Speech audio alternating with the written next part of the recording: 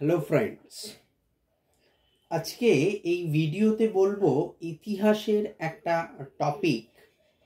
আমাদের দেশকে ভারতবর্ষ বলা হয় কেন? অথবা প্রশ্নটা এভাবেও আসতে পারে বা আসে, আমাদের দেশকে ভারতবর্ষের ইন্ডিয়া বা হিন্দুস্তানের নামকরণের ঐতিহাসিক ব্যাখ্যা দাও। মূলত তিনটে ব্যাখ্যা আমরা পাবো বা পাই।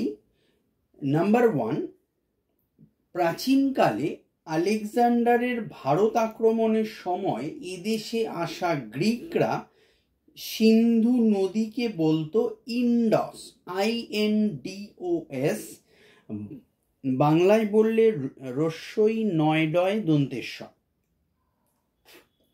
ঐতিহাসিকরা মনে করেন সিন্ধু বা ইন্ডস নাম থেকেই ভারতবর্ষের ইন্ডিয়া বা হিন্দুস্তান নামকরণ হয়েছে। 2 নম্বর পয়েন্ট, নাম্বার 2, ভারতবর্ষের ইন্ডিয়া,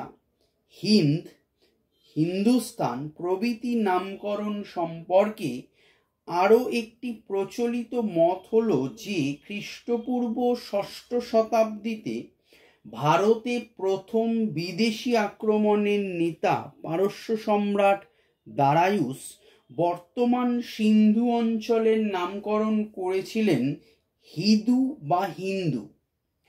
আসলে সিন্ধু নদের 5টি উপনদী অর্থাৎ বিতস্তা, ইরাবতী, চন্দ্রভাগা, বিপাশা ও শতদ্রু এবং গঙ্গা ও যমুনাকে নিয়ে কল্পিত যে সপ্তসিন্ধু যুগে যুগে বিদেশিদের আকৃষ্ট করেছিল, সেই সপ্তসিন্ধু নাম থেকেই হিন্দু নামের উদ্ভব হয়েছে।